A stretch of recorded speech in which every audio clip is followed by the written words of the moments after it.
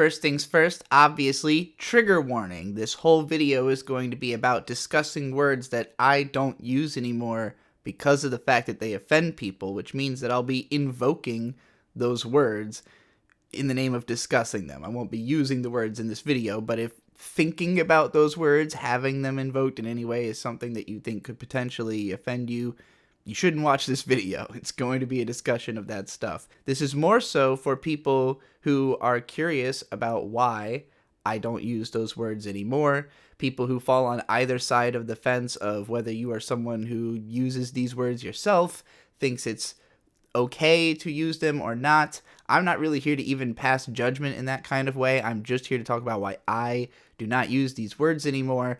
Really, more so, I want to talk about the frame of mind that is leading me to select words I don't want to use, as opposed to being someone who feels that I can just use whatever words I want, regardless. And so that mindset shift is really what I want to get into here. So first off, I have to talk about my upbringing and where I got the language that I use. I grew up in Southern Virginia for the most part. I lived in Virginia Beach through all of elementary school. I lived in Newport News through most of middle school. I lived in Richmond for a little bit of high school, and then in Virginia Beach for the rest of high school. In all of that time, I was the only person I ever met with any awareness of internet culture. And what internet culture is, kind of did a complete 180 in the course of my life. Really, actually, right after I graduated from high school. A lot of the way that I've used language throughout my life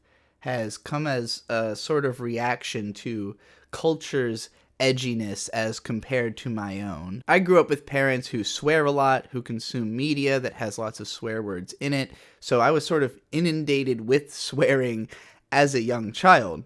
The first show that I really remember watching with my parents, and that was the earliest show that I would still kind of remember going forward, was Beavis and Butthead, and watching Marilyn Manson music videos on Beavis and Butthead. My parents like to make jokes about things, and they're definitely very judgmental people. And while my parents have evolved massively over time and become sort of woke and very liberal people, they're California vegans now, so about as liberal as you can get. It took a lot of them, learning about different types of people and about what you maybe should and shouldn't say, about people, and just generally being less judgmental. But as a little kid, the side of them that I kind of grew up with was the type that is kind of always picking at stuff, in the same way that Beavis and Butthead themselves were doing at the music videos on the show.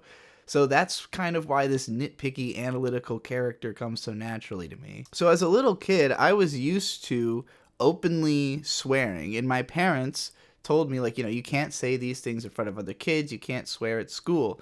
And for me, I was very, very much a kid who wanted to follow the rules and do whatever my parents told me. So me and my brothers actually took a pact to not swear at all until we were all 18 years old. I ended up breaking this pact in high school. I started swearing while I was at school, not in front of my brothers.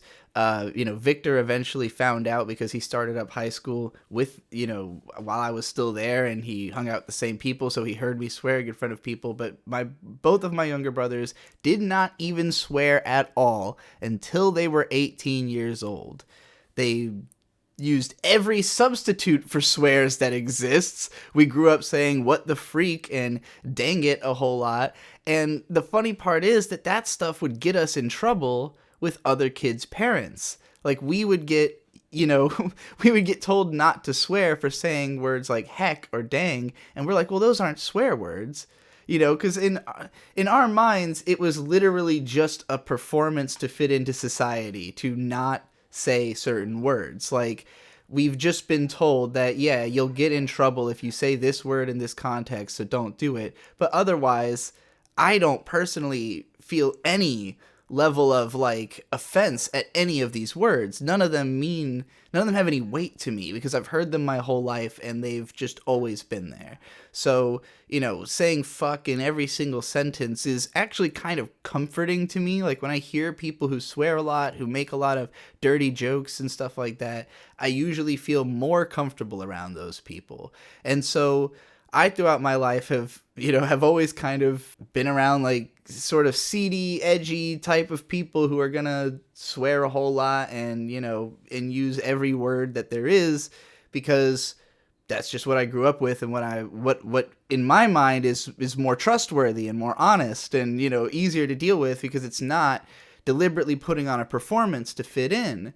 Well, over time, I've come to appreciate the putting on a performance to fit in aspect of humanity. I think my parents could have done a better job of putting a performance to fit in, and it's not really their fault. My parents had very little guidance in their own lives. They both were practically not raised.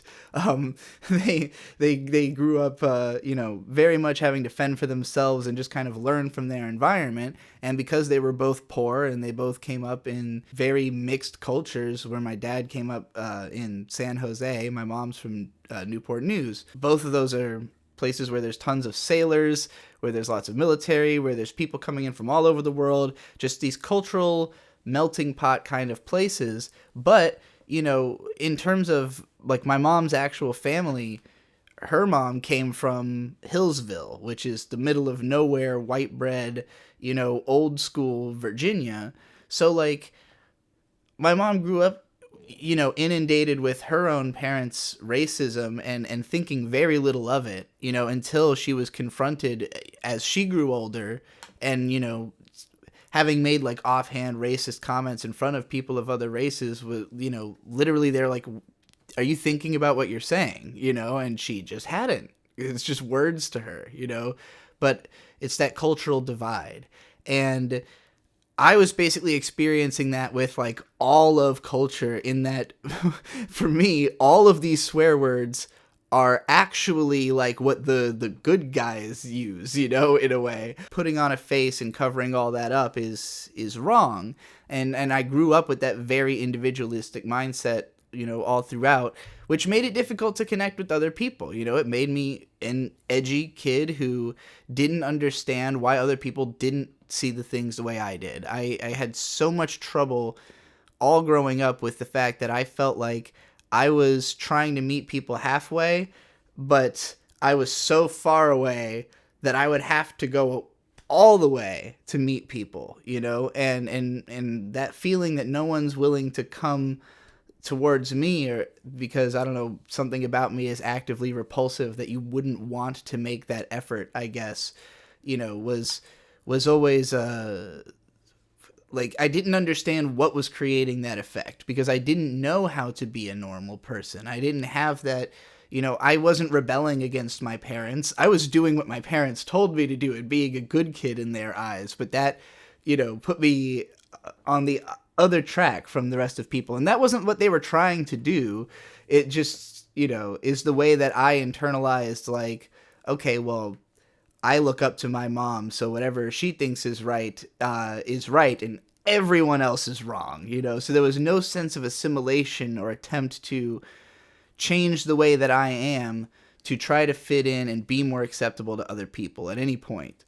Aside from in school, where, like, contextually the rules are very clear that, like, you can't swear in front of your teachers or you're going to go to detention, and I was, again, a very good kid. I never got in trouble in school until, like, senior year of high school, when I, didn't give a fuck anymore and realized I could fuck around and not get in that much trouble. But, like, up until that point, I really was basically just kind of putting on a face to be, in a place where I felt paranoid at all times that I was going to slip this facade and get in trouble and be gone, So obviously, as I grew older, and kids started swearing in school, the context of what words you do or don't say in front of other people started changing. And suddenly it's like, oh, now there's a list of swears that you can say, And then there's a list of swears that you can say in front of certain people, but not other people. But who are those people? It's very dependent. It's a very case by case basis, because there's a lot of kids who in high school's mentality would have been like, I can say the N-word in front of my white friends, but I wouldn't say it in front of a black person or they're going to beat me up. Now, I didn't have any white friends in high school. I only had friends of a variety of ethnicities. I had a couple of black friends, a couple of Asian friends, half Filipino, half French, half Mexican. I had a half Moroccan friend. Like none of my friends were just white kids. I had the white fam. So, like, contextually, all of these different groups have different words that they, do or don't think they can say. But, like, within my group of friends, everybody said whatever words they wanted. Nothing was off limits. It wasn't there wasn't, like, an overarching social idea that was clear cut of, like, words that just no one says in any context, including with your friends. The way that there kind of is now, because of the fact that everything is so heavily monitored, to even suggest that you have like there's a comfortable space where I say whatever I want with other people. It's like, well, that seems evil, right? Like to people who are like, well, you're not supposed to want to say those things in any way, shape, or form. And like to me, again, like growing up, my mentality was always like, no, you're supposed to want to say absolutely everything, and then like we whittle down what socially makes sense and then say that in a public forum. Like there has to be some kind of process of elimination for thoughts, or beyond just inside your own head, because you can't be the arbiter of everything that's worthwhile to have said, basically. I'm speaking very, very broad here, but like my point is, I just was in an environment where like self-censorship was just not a thing, beyond the fact that like I didn't swear in front of my parents until I was at least 18. Neither of my brothers swore at all until they were 18. But, the group of friends we had cultivated throughout high school was people who swore constantly, who never stopped swearing and used all the different words that there were, So that's the environment I came up in. And then I started working on the internet. And like, granted, I'd been on the internet the whole time. I'd been posting on the internet. I'd been using, all the same language offline or online that I do offline.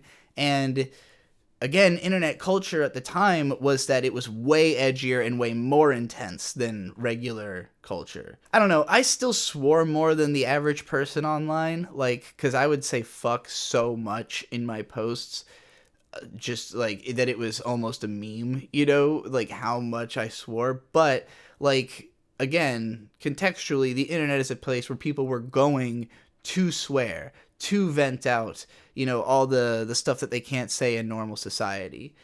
And I do think that, like, there's been an interesting trade-off where I think, like, swearing itself has become way more normalized. It's just that certain words have become, like, they are now actually swears. Where, like, when I was a kid, you couldn't say shit on TV at all. And then there was, like, around 2010, like a South Park episode that was entirely about like the ability to say shit on TV. They say it like 700 times. This year YouTube made it so you can now say bitch or shit in the first 10 seconds of a video without it canceling the monetization. So I guess shit's just not a swear word anymore. Like nobody cares.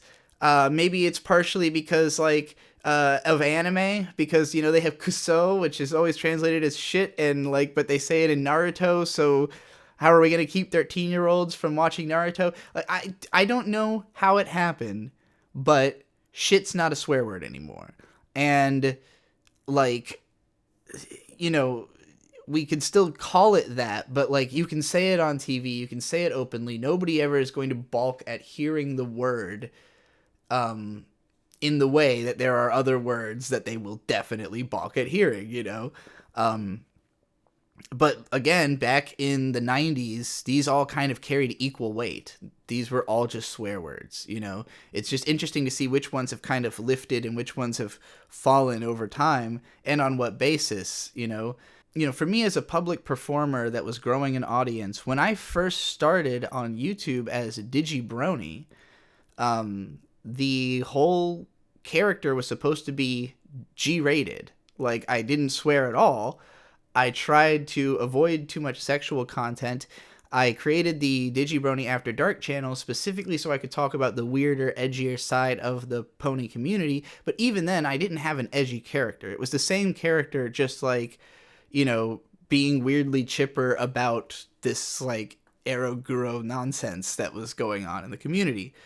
I got really egotistical about it all because, like, I wanted to be able to do anything and say anything and to still have my audience be cool with me. You know, I wanted them to accept me as the whole of who I am and all of the, you know, the things that I feel comfortable with myself as. And so I did tons of Let's Plays and live streams where I had my friends with me, where we're all, you know, like, just hanging out and talking like we normally would. And I carried that same energy into my interactions with other people online, into other podcasts, into the open world. Now, right around this time, like when I was Digibrony and I was starting to, you know, sort of reveal more of my real personality into the character, is when the social justice movement started happening online. And I was extremely against it in the beginning, because even though I am a trans person, I am, you know, very much, I'm at this point very indebted to this community for the fact that they managed to normalize so much of the trans discourse that eventually it could reach me. So, you know, I feel bad for having been such an opponent to this instead of trying to understand it. And, you know, I could have been an influential voice in this movement to make it, to steer it in a better direction. Instead, I was an opponent to it, and that only hurt me for years and sent me down a path of getting involved in all kinds of dumb shit that I wish I hadn't, you know. Some of it led to good connections, though, so in the end, it balances out, you know, and me and my friends who've been on the journey with me learned a lot about, like, you know, how serious some of these fucking neo-Nazis on the internet actually are about their beliefs. And that's going to also lead me into why I don't use certain words anymore, why I have this attitude shift about, like, who I want to be and who I want to present myself as. Like, and this goes beyond just the internet. Like, this is not just me saying, like, I, Trixie the Golden Witch, the character, don't use these words anymore. I don't want to be a person who is seen as using these words because of the reasons that we're going to get into, you know, in any context, just because of the associations I now have with, you know, with people who use these words. So to get into the words, we'll start with the big one, the N-word, which is probably the one I've used the least in public context, but made the biggest deal out of defending the use of, which is why I have to really, really now backpedal hard in order to go into why I'm not using it anymore and what changed my mind, you know, with apologies to anybody who was offended by previous usage. I can summarize the mentality of why I was using the word very easily because I wrote a song about it. I will quote the song without using the word. But it goes, "What did they call me in school? Let me help. It might start with an N, right? Wait, holy hell. I nearly forgot that I'm white. So let me not say when I sing along to a rap song, because that would be racist. Segregate the language. Forget my identity. Let's all save faces." Basically, I was just trying to say that I grew up with this word. I grew up with, you know, with black people using this word to describe me at school. You know, at one point I went to a school that was almost entirely black. I was like one of 5 white kids in the school. But I didn't assimilate into that culture any better than I did, you know, the rest of culture that I had experienced. I had, you know, even more trouble making friends there because people thought I was extremely fucking weird. And like, you know, the other white kids at the school were not like me. They were they fit in, even if they didn't want to. One time, this white kid came up to me and sits across from me and is like, "We've got to stick together, yo." And I'm like, what are you talking about? Like, how do you feel different from anyone else here?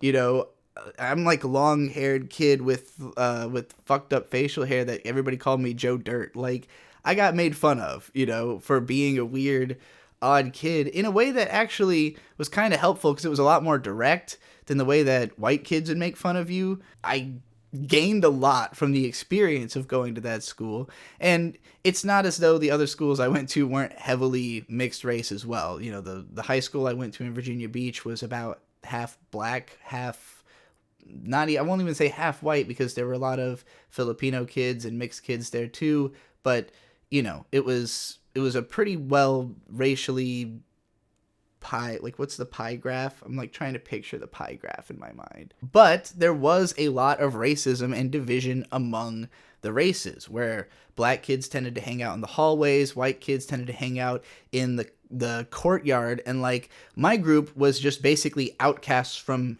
any of these cliques. So there was almost no racial cohesion to my group, but there was a lot of identity cohesion in that there was like a lot of kids wearing black, gothy anime kids, autistic nerds, basically. So, for me, being among the outcasts and the weirdos and the kids who swear too much, that's my clique. So, going onto the internet and trying to be myself, that's who I was reaching out to. That's who I was trying to draw in. I knew I was going to be alienating certain people by using these words, but it's not like, oh, I'm alienating black people. No, I'm alienating people who don't want to hear a white person say the N-word. Or even just people who don't want to hear the N-word, of which there are plenty of black people who don't want to hear other black people say it. There are plenty of white people who don't want to hear other white people say it. I've kind of become one of those white people who doesn't want to hear other white people say it. And that's the biggest reason that I'm not saying it anymore, is that I don't want to influence other white people to think it's okay to say the N-word. I don't self-identify as white. I don't see, like, even though, I wrote that song, it was called White N-word, at the time, I don't know, I saw myself as, like, limited to being able to express it that way. I'm not saying that I see myself as black. I've gone down that road of trying to express it that way too. Not at all. I'm just saying that, like, I don't see it as like, oh, it's okay for white people to say the N-word. It's just like, no, it's just a word that I grew up with and have said around my friends, but it's not something I need to, like, I'm not trying to make friends with people on the basis of the fact that they think it's okay to say the N-word, especially if they're white, like, and, like, I don't know, it's, I guess, sort of a presupposition that like, I'm not going to have a problem with any black members of my audience saying the N-word. And I also don't have a problem if they don't want to hear me say it. Like, if somebody's like, oh yeah, it's like a little off-putting when I hear you say that word, that's totally understandable, especially because, like, why am I doing it in a public forum? Why am I, like, normalizing it and, like, trying to make it acceptable without even having a conversation about it, I think a lot of white people have a persecution complex about what they feel like they can and can't say publicly. Like, oh, I'm not allowed to use this word, but you are? Well, isn't that racist? And it's like, yeah, lots of stuff is racist. We have to deal with racist stuff all the time. Not me, but, person in my example saying, that, yeah, I have to censor what I say all the time in all these different contexts. And I can remember in high school, lots of times where black students would be corrected on their speech sort of unnecessarily or just not be dealt the same patience in, like, trying to understand, like, what they're trying to say that some of the white kids would get, I don't use my natural accent when I talk in videos, and there are times where, I've been accused of lapsing into a black scent, and it definitely happens, especially if I, like, have just been hanging out with black people or listening to a lot of, black music and watching black TV shows, because, yeah, naturally, like, stuff tends to rub off on me. Same thing happens if I watch a lot of Gordon Ramsay. I start affecting a British accent. It's just like the way that my thinking is affected by the voices I hear. I tend to literally start thinking in those voices and then speaking in them. So having, grown up with like a lot of black influences in my life, from the people around me to the media I consumed, my voice was definitely a lot slangier before I started trying to sound more clear and precise in order to be an internet content creator. But like, in that same vein, it's like, well, if I'm bleaching my voice, why wouldn't I bleach out these words that are like like the most offensive thing I could do, like happening to have a black sounding voice, is nowhere near as offensive as saying the N-word, as I'm sure Eminem or Rude Jude, who both would not, both have that type of voice and don't use that word, would surely attest to. Am I somehow better than Eminem, more deserving culturally than Eminem to use the N-word? No, absolutely not. There was a time when I was willing to sort of be offensive just in the name of trying to be as like rawly myself as possible, because I just think I felt like the more I could show every single aspect of influence that has ever affected me, the better people would be able to understand me. And that is not the case at all. Actually, by having such a scattershot approach and just inundating, the world with so many ideas, it made my message really unclear, and it made people look at me like, well, actually, I don't know what you're trying to say. I don't know why you think it's okay to do these things. You need to have a clearer focus and a clearer message.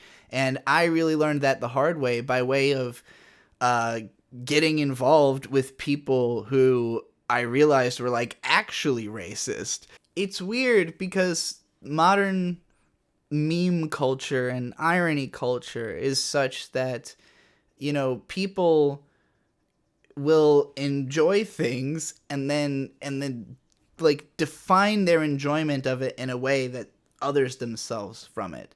And I guess we all kind of do this to some extent, in that, we think of the story as like something the author created. It's not something that I created by reading it as much. Some people are more on the internal creative end of the consumer spectrum, but like, there are some people who will like listen to rap music and listen to a black performer all day and still be racist, even against that performer. And I never really encountered that until the last few years, when I started meeting people connected to these spheres of the more right-leaning side of the libertarian spectrum. And, as a free speech advocate, as a person who, again, grew up in an edgy, jokey environment, I'm used to people making, I'm used to hearing people make racist jokes about races that they're friends with. Like, making racist jokes about your friend who you hang out with, not about someone you wouldn't hang out with because of their race, but you'll still listen to their music. Like, it's such a weird relationship that people have with race in the racist side of America. And I've encountered, more of it as I've grown older, because, again, even though like the environment I grew up in was fairly racist, I wasn't. I grew up with only the most like the outcast kind of kids who were not looking at race as the means by which they could find connection, I relate very heavily to something Lupe Fiasco said in this one interview, where he talked about how basically only about 5% of everyone in the world was ever going to be somebody that would be worthwhile to him, as somebody he could interact with. And like, the lines of that are very much not based on race. He was like, if I was only willing to work with black people, like, that would subdivide the 5% of worthwhile people that like I'm limiting myself. And, that's the kind of mentality that I've always seen is like, yeah, it's not about any aspect of a person other than are they relevant to me? Can we do something together? Can we hang out? Would we have fun? Can we contribute to each other's lives in some way, even if only parasocially? Like, that's the concern, and that's what I'm looking for in my audience. And so, like, in cultivating my audience, the question I have to ask is, like, what does my attitude and performance attract? And, what I was looking for and what I have in my core fan base and, the kinds of people who were in my Discord or who were, showing up to PCP live events were the types of people who I grew up with and hung out with, and it was very multicultural. It was people who are, trans but are saying the F slur, and people who are black but are, calling white people the N-word, and like that kind of milieu. But that doesn't mean that is the majority of people or the majority of reaction I would get to using that word. And these videos they're meant to be seen by as many people as possible. Ultimately, they're not limited in the scope of their influence. I can't do anything to limit the scope of their influence short of, doing everything privately and only releasing to people I trust. It would be very hard to find those people, individually, one at a time. And I wouldn't make that much money. So, like, ultimately, and I'm not, it's not worth it. Like, who gives a fuck? I'm not so attached to these words that I need to be able to use them. And I think for a while when I was like more uncomfortable with myself and felt like, I don't know, I needed to be seen in some way, then I really felt like I needed these words. And now I just feel like, why would these be a part of me? Like, why would these be definitional? How are these words somehow definitional to me? How is anything about me really definitional to me when I've changed so much in order to, be able to fit into society, to be able to, have a career? Like, these are the questions I'm also asking. Like, I'm bringing all this up because I want people who are in the boat I was in to think about this stuff. Like, if you're someone who does think like, yeah, why wouldn't I just use all the words I want to all the time? Like, because do you want people to hate you? Why? Like, what do you get out of that? Unless you found some way to monetize it. And like, I think I assumed that a lot of the racism I saw online was like grift, especially from performers. I don't want to mention names because I don't want to invoke anything, but there's a particular person who I had thought was mostly staging their performance, particularly because when I met them, they lived in the ghetto.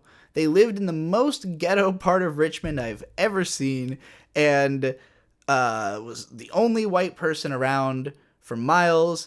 They talked, walked, and acted like anybody else there, lived like actually like a trap lord, like lived like their house was in a trap house, running a show on the internet about being a huge racist. And to me, it was like, okay, well, this is like an act and a grift, except that that's just actually what this person believes. They actually are like so paranoid and fucking, have been so affected by that environment of, I guess, self-othering by internalizing the, oh, well, I'm white, so I'm different from all these people, so I don't fit in, even though I'm exactly the same as all of them. Like, it's completely real. And I just have never felt that way. So it's so alien to me that it was bizarre, but it made me uncomfortable when, like, I hear these people freely using the N-word, and at first they're doing it like I listen to hip hop, and then it's like, yeah, but those N-words over there, and you're like, what the how can it be both? How can it be both? It can be both, and that's why I don't want to encourage white people to use the N-word. I don't want to encourage anyone to use it, but obviously I'm not going to complain about any black people using the N-word. But white people, if I don't know you really well, I'm going to give you a long side glance if I hear you using the N-word. And the fact that I feel that way is why I know that if I'm using that word, most people are giving me a long sideways glance about it. It's taken me this long to really understand, the level of racism that is invoked by the thought of a white person saying the N-word. So, you know.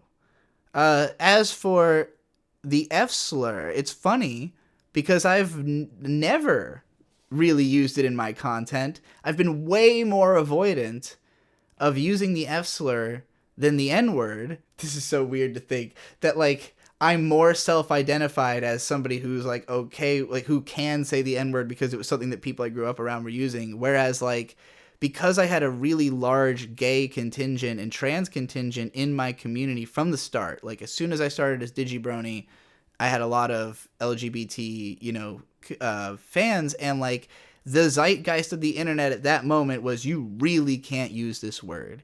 And it just so happened that Run the Jewels came out in, like, 2013, and they created this ingenious paradigm of just using the word fuckboy instead, and it revolutionized culture. And the F slur went away because fuckboy is everything you wanted the F slur to be without it having to be a gay thing.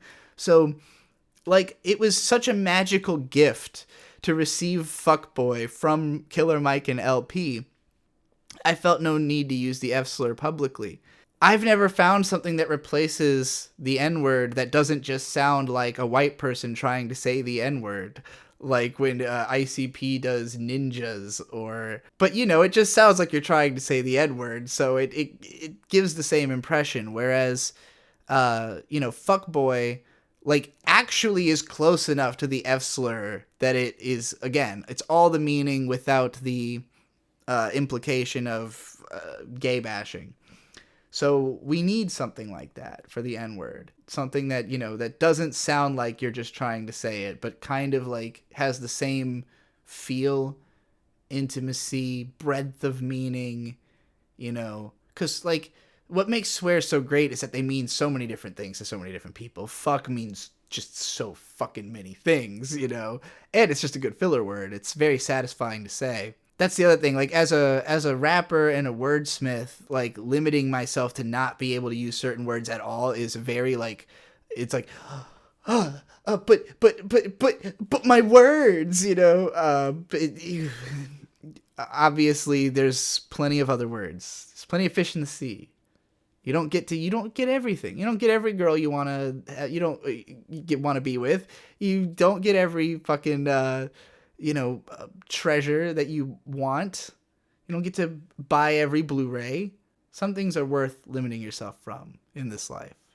Another big one I really have to talk about that I have used a lot is the R slur. And this one is particularly difficult for me because it is so ingrained in my mind and it is so common still where I live in my environment. It's kind of like an on and off thing throughout my life that people have talked about it being a word you shouldn't use. I very distinctly remember an episode of the Colbert Report where Colbert had on a guy who was, like, wrote a book basically about why he thinks the word is problematic, and he was really trying to run a campaign to get people to stop using it. And Colbert ends the segment by saying, "Stop saying R, it's totally gay." Like, kids, stop saying it's totally gay. And it was so dismissive. It was such a comedian bit to be like, he's simultaneously suggesting that this guy is correct, but also, like, who gives a fuck? They're all words, and they're all, it's just another one. It's just another word to have a problem with. There's always going to be another one, and that's true. There's always going to be another word. But what is the point of fighting that tide? Like, what's the point of being the person who's like, yeah, but I'm going to use all the words that I'm not supposed to right now, Like, what are you trying to signal to the world exactly about yourself by doing that? In my case, with the R slur, when I, started seeing the cultural tide move against it, I kind of looked at it as, like, this is a California thing. And it was particularly because Dick Masterson, of The Dick Show, my favorite podcast, is a very edgy comedian who usually is willing to say lots of things, but there's a few words that he doesn't use. Doesn't use the N-word, he doesn't use the F slur, and he doesn't use the R slur. And he's always been like very tepid about it. Like he'll say it sometimes, but it's obvious that it's a word he wants to say and that he does use in his everyday life, but he doesn't think he's allowed to say it on the show. And it's because in LA, there is very much a culture of you do not say this word. You will get looked at funny. And I didn't really understand it until actually having been into California and like met the kind of people who are there who are like very uptight about their language. And they are more so, in the mode of like, yeah, all of life is a performance and you need to be on script here, buddy. And like, that's not the attitude I'm used to. The way that it is out here is people are surly and they tell you to go fuck yourself, like within the first sentence of conversation. Like it's a lot more like Australia, like the stereotype of how people see Australia. Like, hey, shit, cunt, like as a means of greeting, is much closer to what I'm used to. So like, so to me, I kind of saw it as like, oh, this is this sort of, effete California culture that's going to disappear in a couple years. And it kind of felt like that is happening because by like, as far as I can tell, the R slur is now not a medical definition anymore. So like sort of the argument, I guess, for why it was so problematic is that like, this is something people actually have. And for you to, to suggest that anyone doing anything dumb ever is therefore comparable to having this mental condition is a huge insult. If it's not actually a mental condition and it's now just a word that, is calling someone an idiot or dumb or any of the other things that mean you don't have full mental capacity, I don't know. Maybe it will still be held as like a really bad word and maybe it'll have a resurgence. I don't know. The point is that it offends people. And it offends more and more people, every year. And I don't have any real reason to be using it other than that I hear it in my head all the time. So this brings me to a very important question. Why do I hear these words in my head all the time? I have a very persecutionary brain. My brain doesn't like me.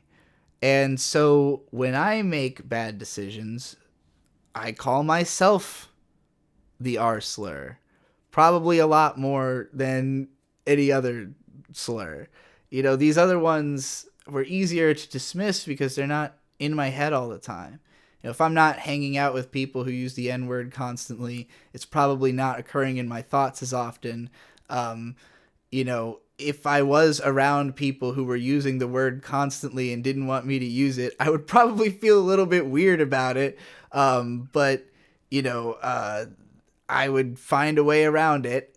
It's just what it is. If I wanted to be around those people for whatever reason, which there are plenty of reasons I could think of that could be the case, I really don't want to hold it against people what they are and aren't offended by and be like, oh, you can't hang out with me if you don't want to hear me use these words. Like, I'm willing to like not use a word if it offends you.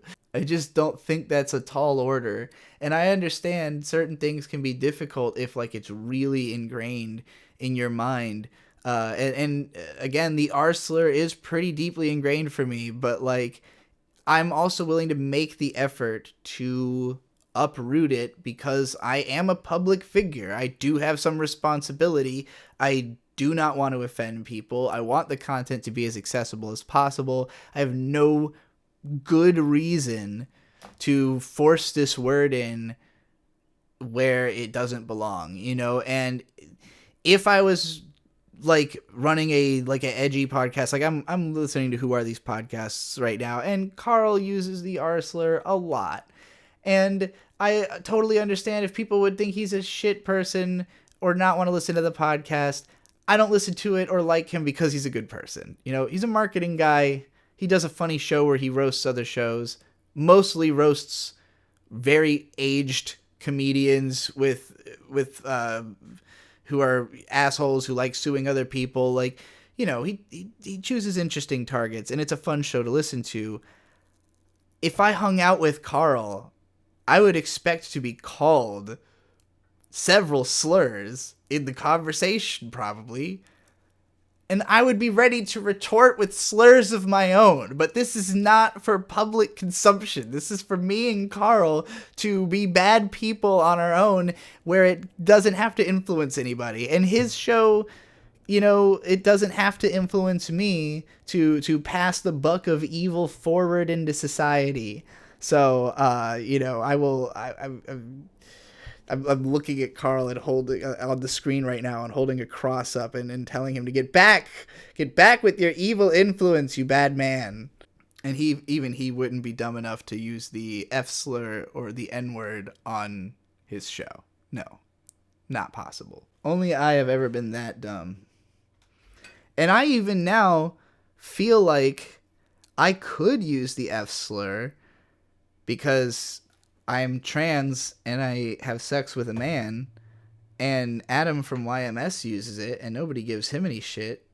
But you know, I know that people are going to click on a anime analysis video and hear an inviting, smooth, sort of agendered voice talking about a show, and then suddenly and then this fucking F slur, and you're gonna be like, what the fuck just happened? Like, why would this person think they can say this thing? I have no reason to try to have that effect on anybody. I guess what I'm saying is that regardless of whether you use these words with hateful intent or just because it's cathartic, it's something that you're used to, or that you grew up with, or that makes sense to you in some twisted, fucked up way because you're just wrong in the mind, like, regardless of any of that, there's no real reason to embrace these words and spread them and look at them as something to be protected. Like, you know, I believe in protecting speech and the ability to say whatever you want, in a legal sense. Like, obviously, I don't think anybody should be persecuted for using these words, but is it wrong to be like, hey, I don't want to listen to you anymore because you say these words that suck? No, you should absolutely be like, hey, I don't want to be uncomfortable in the media I consume. That's basic 101. Challenging yourself, wanting to experience discomfort, that's all great, and I highly recommend doing that.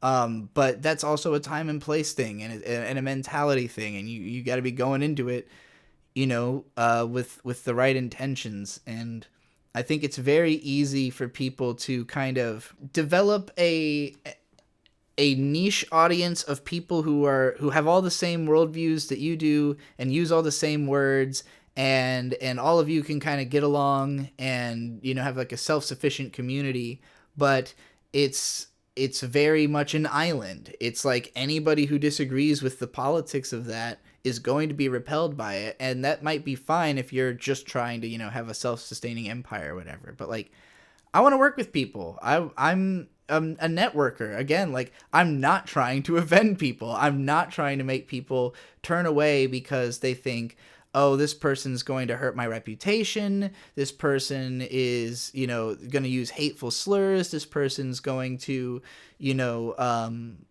going to make someone cry because they fucking feel the need to be edgy because it's preserves their personality, which, why would you want to preserve that personality? Fuck that personality. If there's any other words that you think I need to use less, let me know. I don't even remember, you know, these are the big ones that people have brought up a lot. I still get comments that are like, are you ever going to sort of address that you made a, you know, whole thing about why you should be allowed to say the N-word?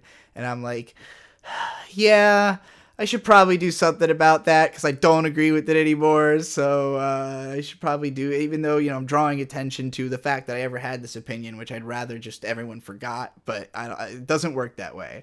I'm sorry if I ever offended you. I do not ask for any forgiveness. I only ask that you subscribe and check out the content. And, you know, I think I have a lot of interesting stuff to say, a lot of messages that I want to reach people that I think could really help people that I don't want them to be repelled away from because of my reputation or any dumb shit, dumbass opinions I had in the past, dumb words I thought I needed to be able to say for some stupid reason. You know, fuck all that. Let's talk about the interesting messages in anime and what we can learn from it. Watch all my other content for more of that. I've been Trixie the Golden Witch. You can find my writing on goldenwitch.substack.com. Support me on patreon.com/goldenwitchfire, at goldenwitchfire on all the social medias and payment platforms. I love reading comments. I read every comment on every video. So get down there and let me know how you feel. Go ahead and tell me how I'm a sellout and a cuck and how I went woke and how what's some other uncool stuff about me now that I don't say the N-word anymore. Now I'm not cool to certain, like, the people who I don't care if they're gone. Everybody else, thanks for being around. And never forget, anime forever.